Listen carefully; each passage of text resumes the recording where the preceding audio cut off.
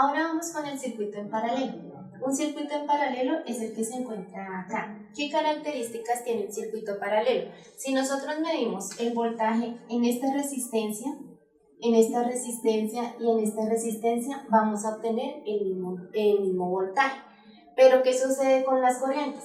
Acá viene la corriente y va a haber una parte de la corriente que baja por acá, digamos corriente 1, y otra que coge este camino, corriente 2. Entonces, las corrientes que pasan por R1, por R2 y por R3 van a ser distintas, pero sus voltajes van a ser el mismo que va a ser el de la fuente. Listo. Cuando nosotros queremos hallar la resistencia equivalente de un circuito en paralelo, vamos a tener que la fórmula va a estar dada por 1 sobre la resistencia equivalente, y eso va a ser igual a 1 sobre la resistencia 1 más 1 sobre la resistencia 2 más 1 sobre la resistencia 3. Vamos a realizar un ejemplito sencillo. Vamos a suponer que la resistencia 1 es igual a 3 ohmios, la resistencia 2 igual a 2 ohmios y la resistencia 3 igual a 1 ohmio. Vamos a utilizar los mismos valores que utilizamos en el circuito en serie con la característica de que vamos a observar cómo cambian o cómo varían tanto la corriente como el voltaje al tener las resistencias ubicadas, ya sea en serie o ya sea en paralelo. Bueno, ahora pasamos a reemplazar nuestros valores en la fórmula de resistencia equivalente para circuito en paralelo. Entonces tenemos que la resistencia 1 vale 3 ohmios, entonces nos quedaría 1 sobre 3 ohmios más 1 sobre 2 ohmios más 1 sobre 1 ohmio. Como nosotros tenemos acá fracciones, debemos resolver esta suma por medio de fraccionarios. Entonces en este caso, como los denominadores son diferentes, buscamos un mínimo común denominador. En este caso puede ser el 6, porque 3 por 2, 6, por 1, 6. Entonces el 6 nos divide a los 3 denominadores que tenemos. Entonces, 6, tomamos el 6 y lo dividimos en 3. 6 dividido en 3, 2. Entonces 2 por 1 más, ahora pasamos a la segunda fracción. 6 dividido en 2, 3. Por el numerador, que es 1, entonces por 1, más en la tercera fracción, 6 dividido en 1, 6 por 1.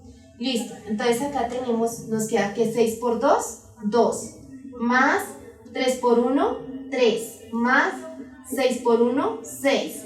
Entonces 2 más 3, 5, más 6, 11. Entonces nos quedaría 11 sextos la resistencia equivalente para un circuito en paralelo.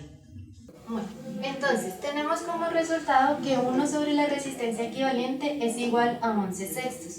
Este valor no lo podemos utilizar porque, si nos damos cuenta, la resistencia está en el denominador. La idea es que la resistencia equivalente quede en el numerador.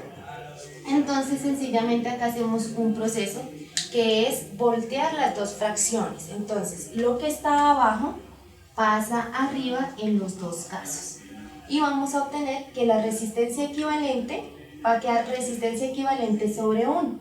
Esta parte nosotros la obviamos sobre 1 porque conocemos que todo número dividido en 1 siempre da el mismo número, entonces no es necesario colocarlo, y lo dejamos así. La resistencia equivalente va a ser igual a 6 sobre 11 ohmios. Entonces, para que nos quede mucho más fácil expresarlo, podemos realizar la división.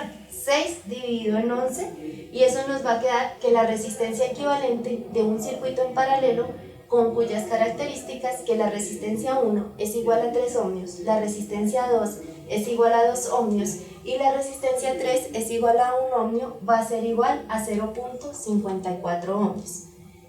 Entonces ahí, ya teniendo la resistencia equivalente del circuito, nosotros podemos dibujar un nuevo circuito con esa resistencia equivalente y vamos a obtener un circuito en serie, como lo teníamos inicialmente. Entonces, en este circuito en serie vamos a tener que la resistencia equivalente del circuito va a ser 0.54 ohmios.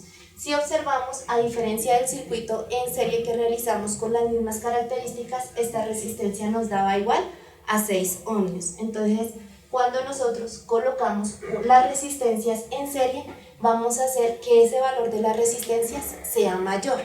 Pero cuando lo colocamos en paralelo, vamos a restar el valor de la resistencia, es decir, vamos a obtener una resistencia equivalente mucho más pequeña, como lo observamos acá.